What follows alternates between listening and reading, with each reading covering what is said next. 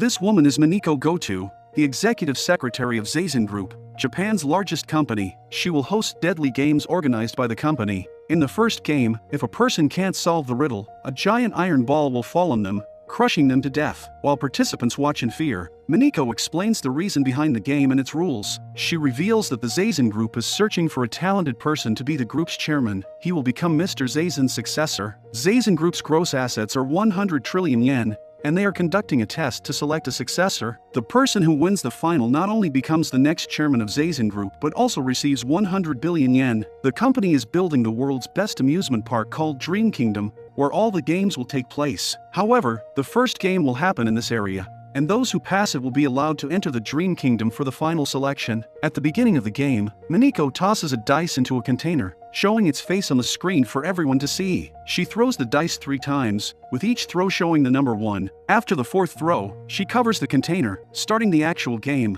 participants must rely on their intuition and observation skills to guess the number. Each face of the dice has 6 large rings numbered from 1 to 6. Participants pick a ring to stand in, corresponding to their guesses. If they guess right, they can enter the Dream Kingdom, but if they guess wrong, a real iron ball will fall on them. They have 30 minutes to decide, and anyone not in a ring by then gets disqualified. Also, chatting with others or sharing answers leads to disqualification. Mineko rings the gong, kicking off the 30-minute countdown. Zero, a math whiz, and his pals Chikara, Hiroshi, and Suonao are among the participants. When Chikara hears the rules of the dangerous game, he freaks out. This sparks an argument between him and Hiroshi. Chikara wonders if they can stay safe by leaving the ring immediately after a wrong guess. Hiroshi calculates that with just a 1/6 chance of survival, there's an over 80% chance of death. A gangster named Seiji jumps into the discussion, suggesting that the chances of rolling a 2 to 6 are also 1/6. Another gangster, Sakura, shares his theory that the dice might be rigged, suggesting its mass is shifted,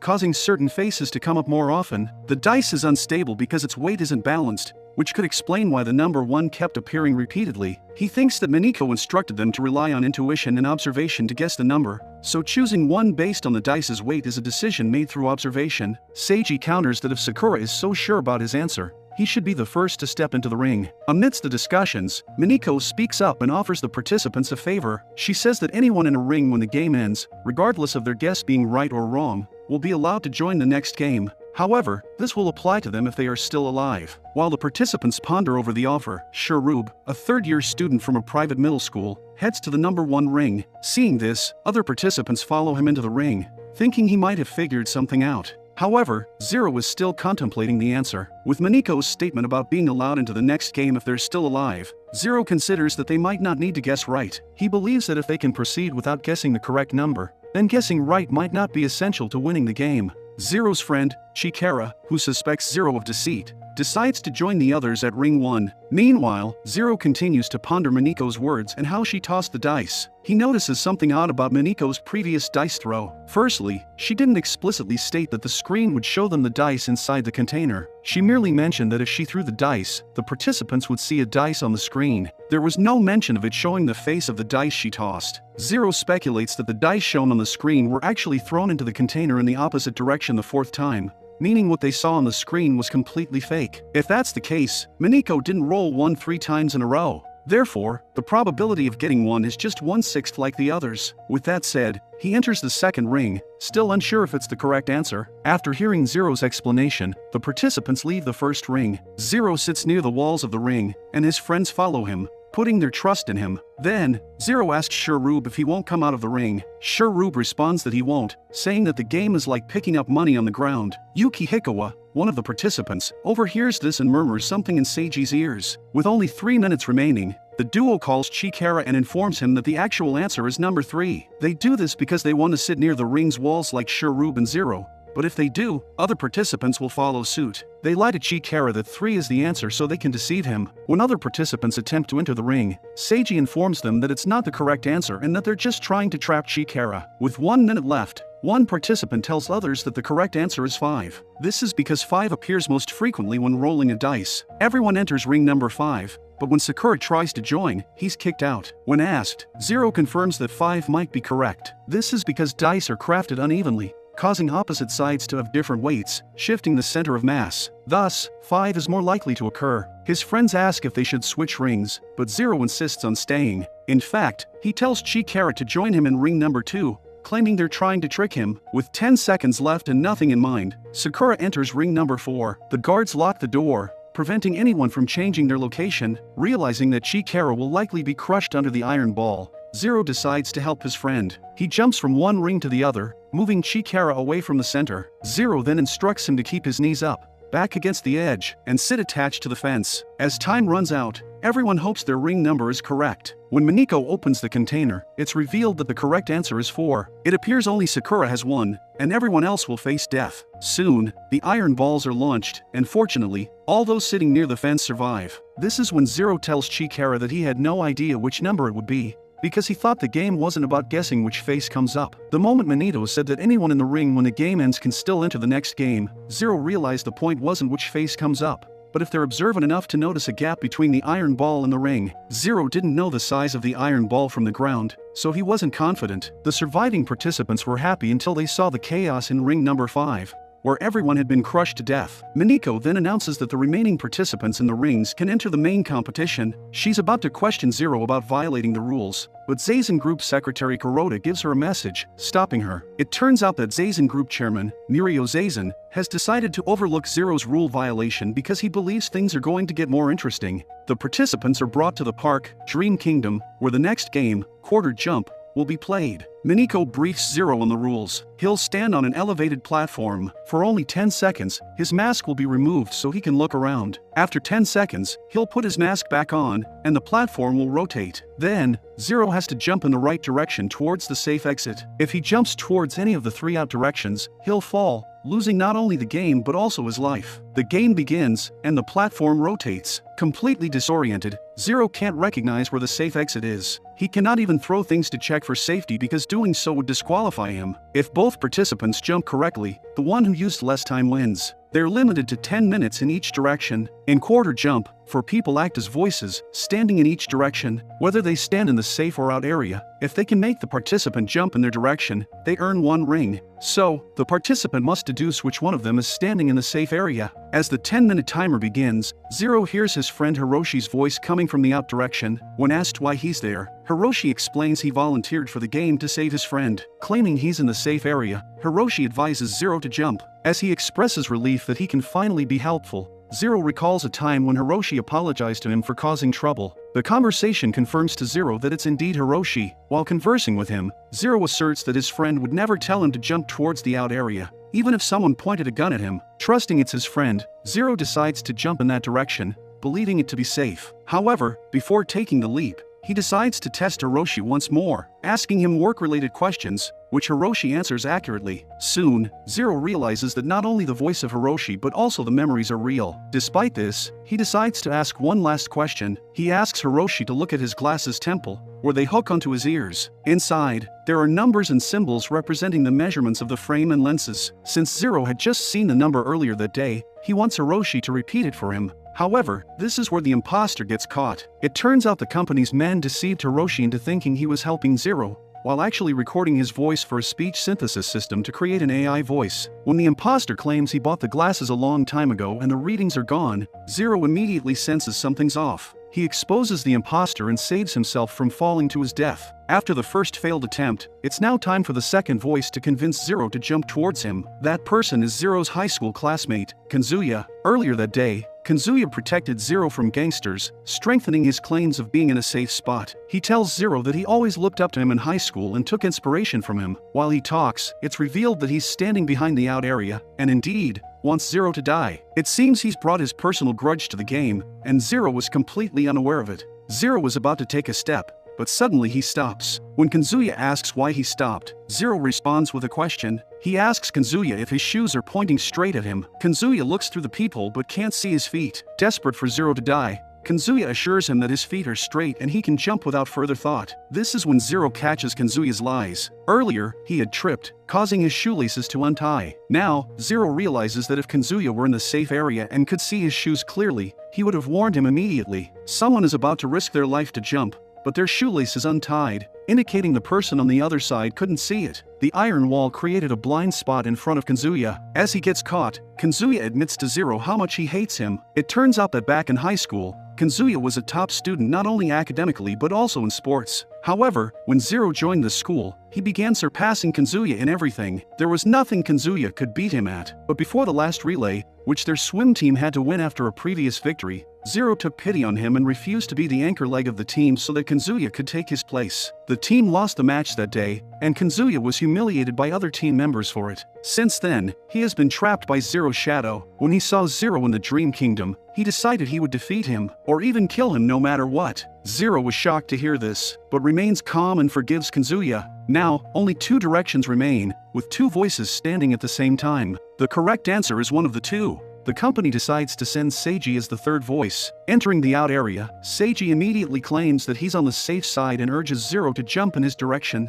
Zero recalls that when he stood at the edge, the person in the out area couldn't see his feet. Now, he can use a coin and place it in the blind spot. If Seiji can't identify the coin Zero placed at the edge, then he's in the out area. If his answer is correct, he's in the safe area. With this thought, Zero places the coin in the blind spot and asks Seiji if it's a 10-yen coin or a 100-yen coin. To waste some time, Seiji tries engaging Zero in conversation. He admits to hating Zero but claims that since he's in the safe spot, he has no choice but to guide Zero in the right direction to earn a ring. He resents having to save Zero in this game. When Zero asks about the coin again, Seiji responds that it's too shiny to see clearly. Soon after, Mr. Zazen's secretary gives Seiji a mirror attached to a rod, allowing him to see the coin easily. Upon closer inspection, Seiji reveals that it's neither a 10-yen nor a 100-yen coin, but a 50-yen coin. This leads Zero to believe that Seiji's side is the safe area. However, before making a final decision, he decides to check the other direction. He places a coin in the other direction and asks the other voice what coin it is. The voice turns out to be Miniko,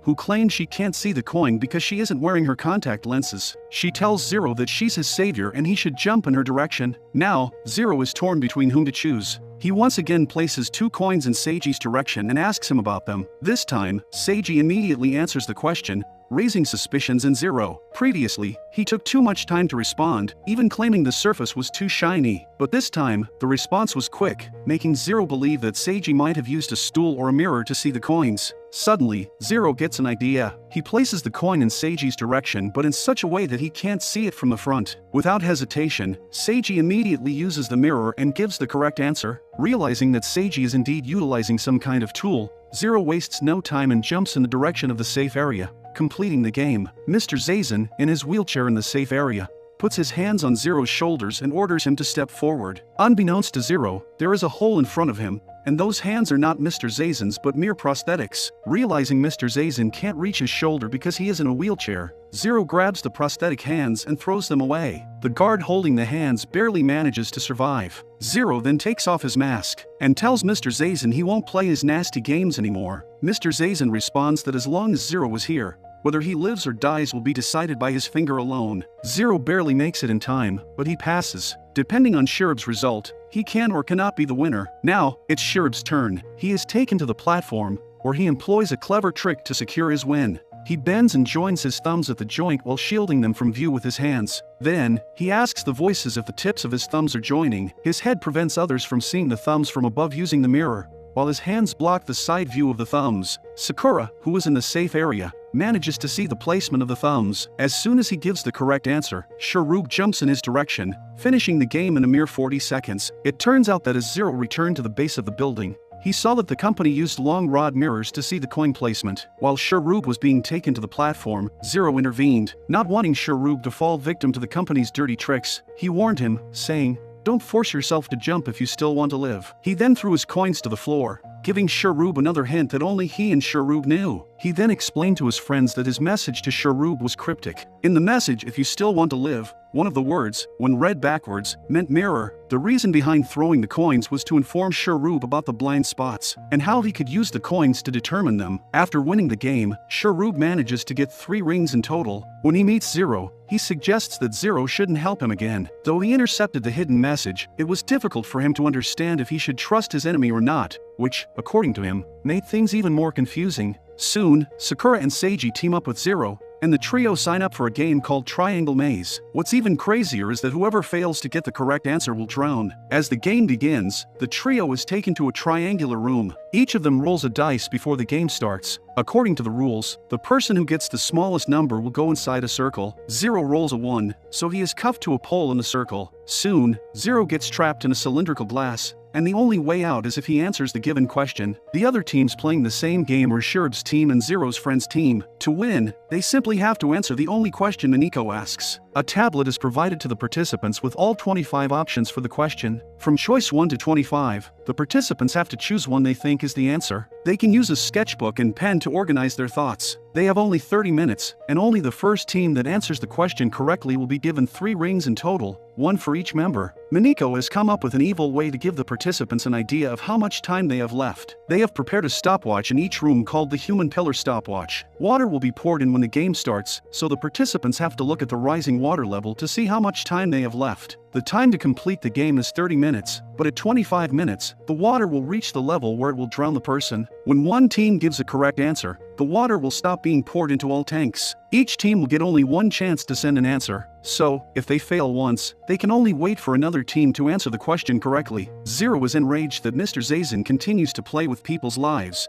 but he's forced to participate in the game. The one and only question is, all rooms are the same. What are you? Sakura writes the question on the sketchbook to show it to Zero. Unlike Sakura, Seiji has evil intentions. Since he has the tablet, he decides to delay sending the answer until after 25 minutes. By then, Zero, his biggest opponent, will be drowned, and in the remaining 5 minutes, he plans to choose the correct answer and get the rings. A fight erupts between him and Sakura, who has entered the game only because of Zero, believing he would help him get to the 100 billion yen. When Seiji refuses to show him the options, Zero responds that it's actually better if he doesn't see them. To start with, Zero instructs Sakura to look around the room to find a clue. When Sakura doesn't find anything, he thinks of finding ways to save Zero. Even if he can't get a ring, if Zero survives, Sakura can still use his help in the next games. Desperate to save Zero, he grabs a steel pot from the corner of the room to break the glass. Below the steel object, he finds the letters A and O written on the floor. When Seiji shows the placement of the letters to Zero, Zero instructs them to check other corners too. However, upon investigation, they are unable to find anything. Suddenly, Sakura reveals that he might have decoded the answer. He thinks that the correct answer is C. It's because the letters AO sound like a Japanese word meaning blue.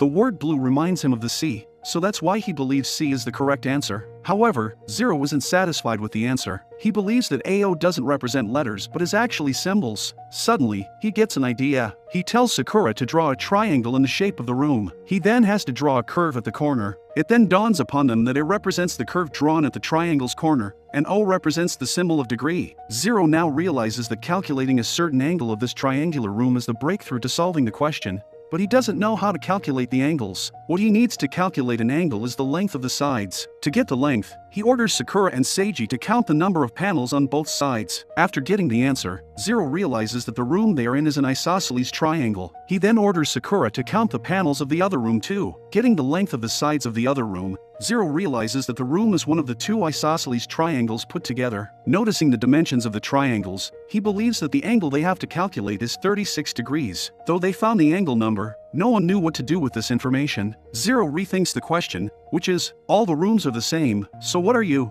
Zero suspects that if all the rooms are the same, then there must be something that connects their room with the other triangular rooms. Thinking along those lines, it seems like something connected to a triangle might be the right option. Among the options, windmill, star, and diamond have triangles in them. Zero believes that thinking in this way might lead them to a solution. He helps Sakura understand some math so he can also play his part in finding a solution by thinking outside the box. Amid the discussion, Sakura ponders the importance of the angle being 36 degrees. Suddenly, he comes up with an idea. 3 plus 6 equals 9, and that reminds him of the card game named Kabu, which is a Japanese word for turnip. Turnip is typically cut into slices. Just like the rooms are divided into separate pieces, they quickly check the tablet and are surprised to find that turnip is one of the options. However, the calculation doesn't stop there. If all the rooms are the same according to the question, then all of them have a 36-degree angle. If 360 degrees is divided by 36, then the answer will be 10, indicating that there are 10 rooms. Whatever their shape is, the shape that all of them make together from above is the answer to this question. Meanwhile, other teams choose a random option out of desperation. Miniko marks their answers as wrong. making it evident that all the participants in the cylinder will die today. Only Zero and Sharub are left behind. Zero figures out that they are inside a decagon, and if the rooms are combined, they will make a star shape. Before they can select the option, Zero reconsiders and stops his team members, saying that their answer might be wrong. When Zero sees the options again, he realizes that the correct answer is not star but windmill. If it were a star, the layouts of the rooms wouldn't be facing the same way, but they do if they are arranged like a windmill. While Sakura chooses the right option, the water level in Zero's tank gets full, causing him to drown. Mineko receives the answer, and to her dismay, windmill is the right option. With a heavy heart, she presses the button, uncuffing all the participants and draining the water inside the cylinder. As the water drains slowly, Sakura uses the metal rod to break the glass so Zero's life can be saved. Soon, the water drains, but Zero is still unconscious. Seiji, who was rude to him the whole time, steps in to conduct CPR on him. Luckily, Zero regains consciousness. Since they have won the game, each of the team members gets one ring. The next game is called The Anchor. It's a quiz game hosted by Kotaro. While explaining the game to the participants, Kotaro reveals that it is a game that tests the bond between friends. The main feature of this quiz show is the anchor, which has a very sharp blade beneath it. The anchor will rise if they answer the question right, but if they answer it wrong, the anchor will descend. The rate of descent is determined by the number of points. They will be shown a panel with letters of the alphabet from B to Z. Each question is answered by a different person. Each person will take responsibility for their own question, but a person's mistake will be a joint responsibility. The game begins, and Hiroshi chooses the letter G. The question was pretty simple, but he couldn't answer it, resulting in the team getting one down point. The next question is asked to Zero. Being the genius that he is, he immediately gives the correct answer, gaining 2 up points. Now, it is Yuki's turn. He is asked, "What does ROAS stand for?" Yuki gives the correct answer by responding that it stands for Return on Advertising Spend. While playing the game, Zero senses something strange. The anchor's position hasn't changed, regardless of whether answering a question is right or wrong. He is not sure if his observation is correct since the anchor is moving very fast. When Hiroshi selects the alphabet N, instead of the number, alphabet A appears. It is when Kotaro reveals that A means an anchor question. Correct answers are saved as up points, while wrong answers are saved as down points. The anchor hasn't risen or lowered at all, but the next anchor question will decide the fate of its movement. If the answer is wrong, depending on how many points are in the down section, the anchor will be lowered, and vice versa. Now, there are 4 points for correct answers and 1 point for an incorrect answer. No matter how many questions they answer correctly, if they get the anchor question wrong, everything will be in vain. Since Hiroshi has selected an anchor question, he is asked what is drawn on the back of a 1,000 yen note. Hiroshi delves into his memories and responds that a crane is drawn on the back of the note. Unfortunately, his answer is wrong, and the anchor is lowered by 1 point as a result. Kotaro informs the team about 6 anchor questions. Zero quickly realizes that the anchor questions are probably the letters in the word anchor. Therefore, he must select the anchor questions before the host catches onto his strategy. However, this time, he opts to choose T to avoid Kotaro catching onto his plan. It's a straightforward math question, and being a math teacher, Zero promptly answers it. Now it's Yuki's turn. He's confronted with a challenging question about the Greek name for the pattern on a Chinese bowl. There's no way Yuki could know the answer, resulting in the team losing 4 points. Mineko instructs Kotaro to allow Zero to answer the question. Zero promptly provides the correct answer, shocking Kotaro. However, Zero doesn't receive a point for it. He continues to guess the correct answers, frustrating Kotaro, who wants to see him lose the game. This is when Mineko suggests asking Zero an unsolvable question. Kotaro then asks Zero how many lovers Mr. Zazen currently has. After careful consideration, Zero responds with 53. However, the answer is incorrect. The correct answer is 365. Mr. Zazen has a different lover for each day of the year. Initially happy at Zero's failure, Kotaro soon realizes how close Zero was to the correct answer. Zero answered 53, assuming that Mr. Zazen changes his girlfriend every week. So, it wasn't a random guess but a calculated deduction, which enrages Kotaro. He can't bear the fact that Zero is a genius. Now it's Hiroshi's turn, and he decides to choose R. Recognizing it as an anchor question that Hiroshi won't be able to answer, Zero begins acting as if Kotaro had wanted him to from the start. Knowing Kotaro enjoys causing discord between friends, Zero starts speaking rudely to Hiroshi, blaming him for all the mishaps in his life. While Kotaro is amused by their exchange, Zero subtly gestures to Hiroshi to choose another letter. Seeing Zero make a fox gesture with his hand, Hiroshi quickly understands what Zero is trying to convey. So, he opts for the letter F. As expected, Hiroshi gives the wrong answer, resulting in more down points. It's now Zero's turn, but Kotaro gives the turn to Yuki, claiming Zero has already answered 2 questions in a row. To Zero's disappointment, Yuki selects the counter question, Predictably, he provides the wrong answer, allowing Kotaro to lower the anchor. Fortunately, the anchor still can't reach the foreheads of our participants. Zero communicates with Hiroshi using coded language, asking if he knows his motto best. Reflecting on how Zero reversed words earlier to convey a message to Sharub about the mirrors, Hiroshi reverses the words and realizes that Motab can be reversed as bottom. He finally grasps that Zero wants him to choose letters from the bottom line.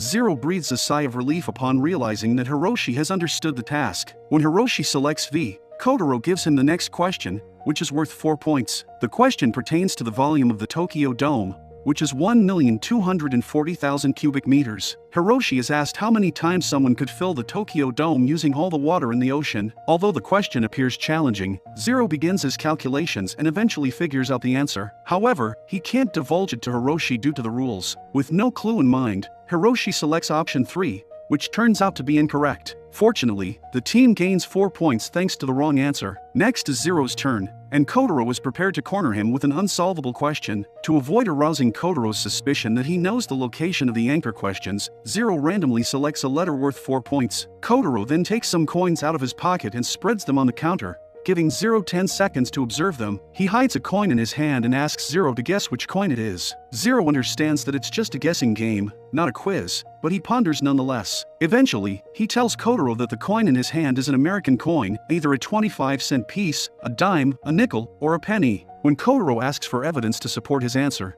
Zero points out that Kotaro arranged a pile of coins to conceal the actual coin chosen for the game. Additionally, Zero notes that there are many English surnames in Kotaro's full name, implying that his father or grandfather is American. Observing Kotaro's expression, Zero becomes certain that his guess is correct. This conclusion is derived from logic, and now he believes that the rest is up to luck. Zero believes that Kotaro has brought a 1-cent coin to the show because it's so rare that even most Americans have never seen one. As Kotaro opens his fist, it's revealed that he has a $1 coin, which is very close to Zero's guess. Even though Zero gave the wrong answer, Kotaro still can't comprehend how Zero made such a near guess. However, with the down points increasing, it becomes even more challenging for the team to win the game, let alone survive it. It's Yuki's turn, and he chooses a letter with an anchor question. Once again, it's a math problem, but Yuki is given only 10 seconds to solve it. Kotaro presses the down button, causing the anchor to lower so much that it grazes Hiroshi's forehead. Fortunately, the cut isn't deep. Once again, it's Hiroshi's turn. He's faced with a simple math problem that he has to solve in 20 seconds. Hiroshi attempts to tackle the problem the hard way,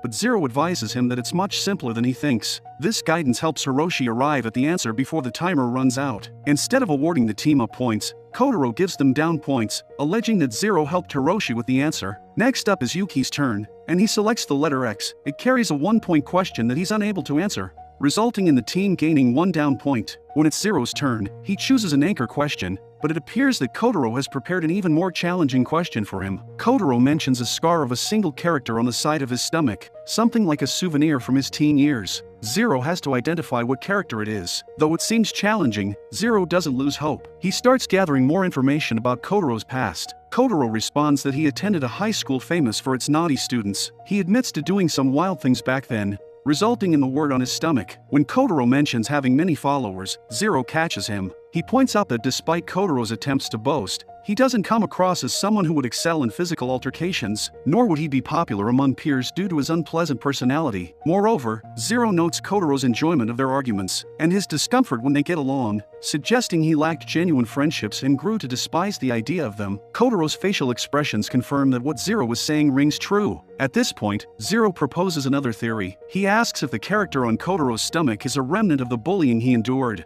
Furthermore, Zero deduces that Kotaro's ability to talk about it with pride indicates it's not a symbol of humiliation for him. Zero believes that Kotaro has hidden a message meant just for him, the lone victory amidst his days of being bullied. When Zero recalls Kotaro's full name, Shiroyama Kotaro, he immediately realizes that Shiro was the character he etched on his stomach. Shiro from his name means castle, but when written upside down, it forms another word, Rashi, meaning killer. When Kotaro removes his shirt, it's confirmed that Zero's guess is correct. Mineko laughs at Kotaro for losing to Zero once again. Fortunately, the anchor moves upward due to Zero's correct answer. The game continues, with Yuki gaining 4 up points and Hiroshi receiving 4 down points. Now it's Zero's turn. Believing the anchor question is an O, Zero selects the alphabet, only to discover that Kotaro has changed the location of the anchor panel. Now, even if Zero manages to answer all the questions correctly and accumulate a bunch of up points, it will all be in vain if he is unable to obtain an anchor panel. It's Yuki's turn, but he fails to answer the following question, adding 4 more down points to the panel. The following question is directed at Hiroshi, who, as expected,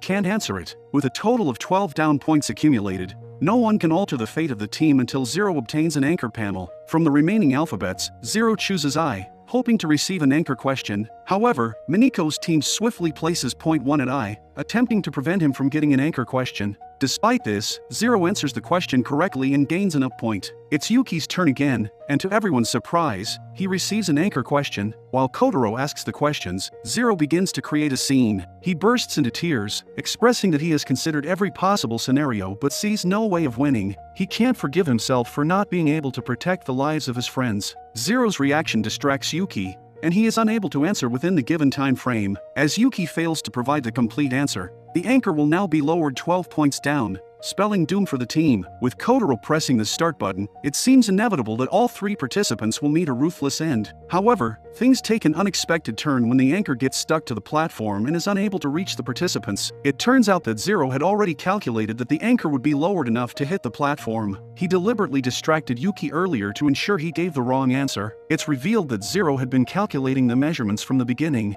Zero calculated the distance between his head and the anchor using his arm. He then monitored the anchor's position each time it was lowered by a certain number of down points. Through his observations, he determined the exact number of down points needed to bring the anchor to the platform. Everything unfolded according to his plan, and he successfully saved the lives of his friends through critical thinking and careful observation. Unable to accept his defeat, Kotaro decides to restart the game. However, Mr. Zazen interrupts Kotaro, declaring Zero as the winner of the game. It turns out that the remaining 2 letters had 10 points set by Kotaro. If Yuki had been able to answer the anchor question correctly, they would have been able to keep the anchor above their heads, even if they got the last question wrong. Kotaro wouldn't allow them to clear the game so quickly. If they tried to play until the end, then it would have ensured their deaths. For altering the rules, Mr. Zazen promptly kicks Kotaro out of the building without even compensating him for his job. He then commends Zero and presents the team with the rings they deserve. Before departing, he encourages Zero to entertain him again with another life and death struggle. The next game is called The Witch's Manor. It requires 21 players, and if they win, each player receives 1 ring.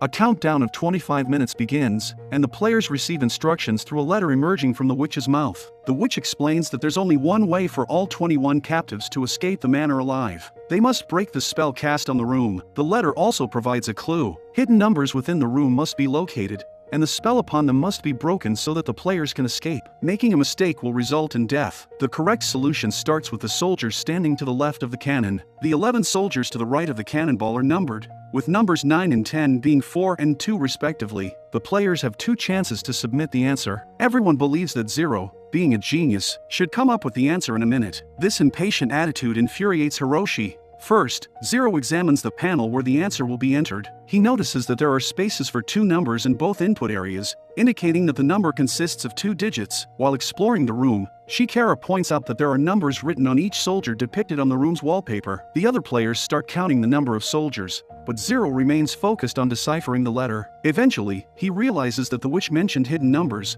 but since the numbers on the soldiers are visible, they can't be the ones they're looking for. Realizing this, Zero addresses the players and informs them that the numbers written on the soldiers are fake and intended to mislead and confuse them. He believes that there must be hidden numbers in the room similar to those found in temperature or humidity readings. Zero then comes up with an idea. He instructs the team members to stand with their backs against the wall and spread out their arms. After obtaining their heights, he informs them that the measurement of one's wingspan from fingertip to fingertip is roughly the same as their height. By adding their heights, he calculates the measurement of each wall to be approximately 14.14 meters. Zero then explains that each side of the room measures the square root of 2. Seiji asks Zero for evidence to support his theory. Zero then points to the cannonball mentioned in the letter. According to Zero, the cannonball serves as the decimal point, and the suits of armor on the wall represent digits within the number. This means that if they apply the square root of 2 to this series of numbers, the 9th and 10th soldiers after the decimal point are the numbers they should input. To confirm Zero's claims, Seiji and Yuki perform their own calculations and discover that the number after the decimal point also includes the number 21. Using Japanese wordplay, they interpret this number as the 21 people were massacred. Zero was aware of this interpretation but chose not to reveal it to avoid causing panic panic among the group. Suddenly, one of the participants collapses on the ground after being injured by a spear coming out of the wall. Panic ensues, and soon, all the spears emerge from their holes, with the wall closing in. With only 16 minutes remaining,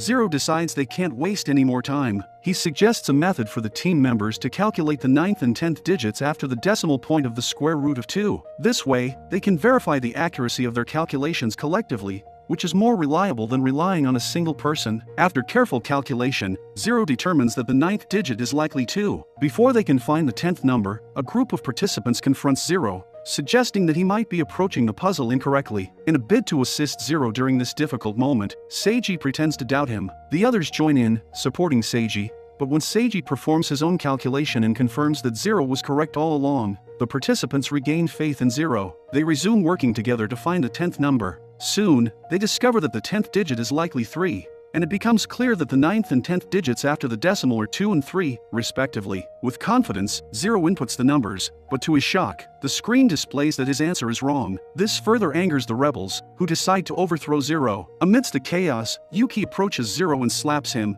asking if he can't lead them out of the room. Then who will? This motivates Zero, and he recommences his efforts to solve the puzzle. A riot erupts between the two groups, with the rebels attempting to input their answer while Zero's followers block their path. Amidst the chaos, Zero refocuses on the witch's letter and realizes that he has overlooked soldier number 11. The letter states that the 9th digit and the 10th digit, and also the 11th digit, all play a specific role. While Zero is still trying to decipher this, a pair of sunglasses falls near the letter, revealing something crucial to Zero. He realizes that there is a spell written around the letter in which the letters are mirrored. The spell indicates that there is a key carefully cut round on the right of the 10th. Zero understands that the number 23 will be affected by the number of the 11th soldier in the line. Cut round means that they have to round off the number. If the last number is 4 or less, the digits will be rounded down, and if it is 5 or more, the numbers will be rounded up. Upon careful observation, Zero finally deduces the answer, which is 24. With the spears closing in, Zero inputs the numbers. To everyone's relief, it is the correct answer. The walls then move backward, and the spears retract into their holes once again. The game appears to be over until the witch starts shaking and shatters. A 3-minute countdown begins. Additionally, more holes appear on the walls, revealing that there will be a rain of arrows from each side. A new letter emerges from the witch's mouth, in which the witch declares her intention to still kill them all. She provides another clue. Think, for a moment, about the answer you found, 24, and the number of people assembled, 21. These numbers have a sort of relationship. Amidst the chaos, Chikara discovers some shields that emerged from the witch when it broke. He positions them around himself to shield himself from the arrows. Upon seeing Chikara taking cover behind the shields, other participants follow suit. Zero notices a pattern on the floor and finally decrypts the witch's clue. If 21 players use the 24 panels from the witch's broken body, they can protect everyone from the arrows. When Zero shares this insight with the others, they immediately begin arranging the panels on the floor. With 1 minute remaining, everyone is inside the barricade except for the player who was previously injured. Instead of leaving him behind, Zero decides to help him to safety. Witnessing Zero's struggle, Seiji joins in to assist. With just 5 seconds left, the trio is still outside the protective barricade. However, just before time runs out, they manage to enter the barricade. Quickly ducking, they avoid getting hit by the rain of arrows. As the game ends, everyone celebrates their success. Now, Zero only needs 1 more ring to claim his reward. However, the celebration is short-lived, as sirens blare and the announcer reveals that Shurub has secured his 4th and final ring. Instead of selecting Shurub as the next chairman, Mr. Zazen decides to arrange a final competition between him and Zero called Breakdown. First, the players must surrender their rings. They are then provided with 4 easily breakable boxes, each containing the rings earned during the competition. To protect their rings, each player receives 8 iron ring guards. When they place the guards inside the boxes, the other players won't know which rings are protected. Once a guard is used, it cannot be used again. The objective is not only to safeguard their own rings but also to determine which of their opponent's boxes contains an unguarded ring. Taking a guess, they will use a hammer to break their opponent's boxes. The first person to crush even one of their opponent's rings will be declared the winner. Each player will have 1 chance per round, with 3 rounds in total. If, at the end of the game, both players have protected their rings, the player with the most guards remaining will be declared the winner. To determine the order of play, the secretary presents a roulette wheel. Sherub declines to spin the roulette and offers the opportunity to Zero. When Zero spins it, he loses, allowing Sherub to start each round. Sherub's eyes are covered with a blindfold so Zero can place the guards inside the boxes. In order to observe how Sherub sniffs out unprotected boxes, Zero decides to use 4 guards to protect all of his boxes. Now, it is time for Sherub's attack. His blindfold is removed, but he refuses to attack, stating that Zero has guarded all 4 of his boxes and there would be no point in attacking. His extraordinary observation skills leave everyone shocked. The boxes are removed, and it becomes clear that Sherub has guessed correctly. Now, it is Zero's turn to attack. With his eyes blindfolded, Sherub places the guards. As soon as Zero removes the blindfold, Sherub informs him that he has used only 1 guard. This further confuses Zero, who is unsure whether to trust Sherub or not. Observing Sherub's focused gaze on one of the boxes, Zero realizes that it might be the unguarded one. Falling into the trap as expected, Zero strikes the box Sherub was fixating on, only to find it guarded. Sherub deliberately fed false information to Zero, who played right into his hands. Now, it is Sherub's turn to attack. Zero uses 3 guards, leaving one of the boxes unprotected. As Sherub prepares to attack, Zero questions how he knew that all 4 boxes were protected in the previous round. Sherub explains that he could see gaps in Zero. When Zero inquires about the gaps, Sherub reveals that he has always been able to perceive gaps and seams in everything. This revelation dawns on Zero, and he realizes that Sherub possesses extraordinary instincts. Despite Zero's efforts to conceal his expressions, Sherub still manages to see right through him. He points out that Zero has used 3 guards this round, leaving only 1 box without a guard. Since Zero has only 1 guard left, Sherub believes that even if he makes it past this round, he can't win. With that said, he launches his attack but is unable to break the unguarded box. Now, it is Zero's turn. Since Sherub had 7 guards left, he uses 4 guards for this round. Sherub even informs Zero that he has used 4 guards. Zero launches his attack and realizes that Sherub was telling the truth all along. The final round begins, and Zero has only 1 guard to protect his boxes. Reflecting on how Sherub requested to team up and said to him that he wanted to change the world, Zero realizes that Sherub is willing to sacrifice his life for that purpose. Zero tells Sherub that he needs someone he can trust, emphasizing that no matter how many followers he has, they will eventually become his enemies. Despite gaining authority and using it, the world won't change. Sherub then asks Zero where he can find people he can trust. Zero responds that Sherub can place his trust in him. He acknowledges the gaps and flaws in this unjust world, knowing that Sherub wants to save it regardless of whether he lives or dies in the process. However, Zero doesn't want Sherub to gamble with his life like that. He emphasizes that every life here is worth more than 100 billion yen. Zero warns Sherub that if he forgets this, he will become a slave to the ideology of money and power. Zero aims to protect Sherub from that world so that Sherub can protect others from it. Unlike before, Sherub is now unable to read Zero's expressions. He believes that this time, Zero is not thinking about the boxes. He is only thinking about him. Upon hearing Zero's words expressing his desire to change the world, the other participants begin chanting his name and urge him to save the world. Just as he saved them in the games, Sherub launches an attack, and to everyone's shock, he hits the only box that was guarded. There are still chances that Zero can win this game. Now, it is Zero's turn to attack. Unbeknownst to him, Miniko has prepared something to ensure he loses the game. A fake ring box. It appears to contain a guard, but it's actually just a regular box. She believes that Zero will fall for this easy trap and avoid hitting the only unguarded box. When Sherub receives the new box, he immediately realizes Miniko's plan. Zero can see through a crack that the box is guarded, but Sherub tells him the truth, saying that the box is unguarded. Putting his complete faith in Sherub, Zero hits the fake guarded box, causing the ring inside to break. According to the rules, Zero has won the game, and will become the chairman of Zazen Group. Sherub is satisfied because he knows that he has placed power in the right hands. Saying that they will meet again someday, Sherub leaves the place. With Zero announced as the winner, his friends celebrate his success. Mr. Zazen calls Zero inside the office and congratulates him for becoming his successor. Amid their conversation, suddenly, Mr. Zazen feels a severe pain in his chest. After he is taken for treatment, his secretary informs Zero about Mr. Zazen's will. If something were to happen to him, then the Zazen Group would be transferred to his successor immediately. Learning that Zero will become the owner of trillions, his friends can't control their happiness. However, their joy is short-lived as Miniko approaches Zero and asks for a final battle with her. Zero could easily refuse the request. However, when he sees Miniko's brother, Mitsuru, in a wheelchair, he can't help but agree to the battle. It turns out that Mitsuru is none other than Zero's old friend, who lost his legs partially because of Zero. Until now, Zero has been living with this burden. Miniko hates Zero and holds a grudge against him, because she believes Zero is responsible for her brother's condition. The final game, Day and Night, begins. It is an unusual poker game, played according to the Dream Kingdom's original rules. Zero will be given 26 cards containing only clubs and spades, while Miniko will have the cards containing diamonds and hearts. There will be 3 rounds. Using the 26 cards, Zero has to make 5 hands of 5 cards. From the strongest to the weakest, the hands he can make from his cards are Royal Straight Flush, Flush, Straight, 2 pair, 1 pair, and the Hog. The first rule is that they cannot repeat hands in this game. For example, in a single game, they cannot create 2 Royal Straight Flushes. They will hide their hands behind the screen so their opponent cannot see. Both of them have to guess what hand their opponent has made. If a player is able to make a stronger hand than their opponent, they will take the number of the highest card in their hand and add it to their score. For example, if they were to win with 1 pair, they would gain 8 points. Moreover, an ace does not stand for 1 point, but 14, the highest card value. If the 2 hands are the same,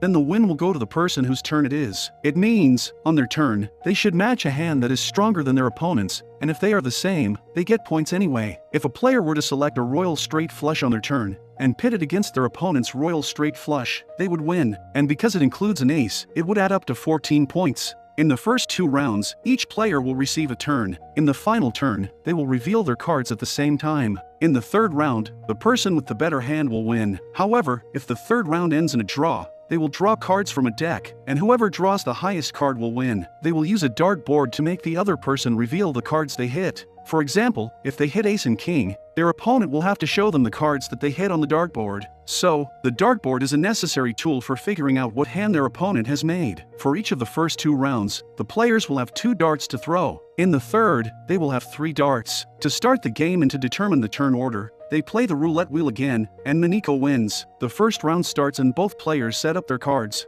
Miniko, skilled at the game, confidently throws her darts at Ace and King. Zero tries to aim his dart at good cards, but being new, 1 dart hits the wall while the other hits card 8. Now, the real game starts. With Zero's Ace and King card shown, Miniko easily identifies the hand type, getting 14 points for her ace. She keeps identifying hand types and getting more points. Now it's Zero's turn. He watches closely and identifies 2 of Miniko's hands, earning 22 points. In the final turn, Miniko scores 41 points. Suddenly, a guard tells Miniko something, shocking her deeply. The guard has brought the chairman's message to Miniko. If she loses the game, her brother will be killed as punishment. She'll face consequences for tarnishing the Dream Kingdom with her personal vendetta against Zero. With that, the guard escorts Mitsuru out, adding more pressure on Miniko. The second round starts, and Zero hits his darts on the king and queen. Meanwhile, Miniko aims at ace and 7. Zero begins and spots 2 of Miniko's strongest hands, earning a total of 49 points. He notices Miniko always plays her highest cards. Considering this, he plans to arrange his cards to appear as if they're his highest, but they won't be. With this strategy, Zero gradually gains control of the game.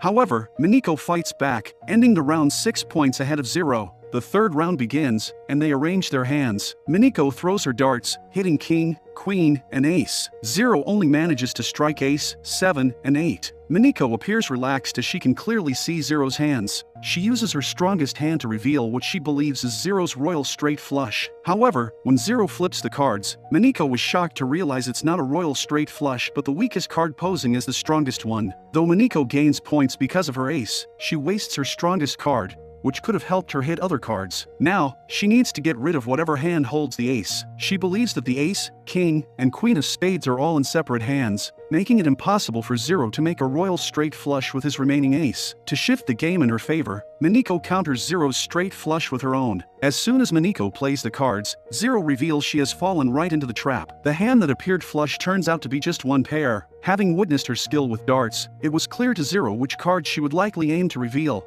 In round 3, they each had 3 darts, and Miniko had the first attack. For Zero, it felt like a handicap at first, but knowing the cards Miniko would aim for, he set a trap. Now it's Zero's turn to counterattack. Firstly, he takes her flush with his own flush. When Miniko asks how Zero was so sure of his cards, he reveals his secret move. He noticed from the beginning that Miniko always arranged her cards in ascending order. When she showed her cards, it became quite easy for Zero to understand her hands. Finally, he attacks her straight, and the 3rd round ends with a tie. Now, they will determine a winner by picking a card from the top of the deck. Miniko can't do anything now. It's all up to luck. Firstly, Zero picks a card, which turns out to be a king. Now, if Miniko gets an ace, only then will she win and ensure her brother's safety. Her hands begin shaking with fear. She then grabs the card and is relieved to see that it is indeed an ace. Miniko wins the game and becomes the chairman of the Zazen group. Yuki applies for a job at her company, and with a deck in his hand, shows her how she won the game. It turns out that when Zero reached out to grab a card,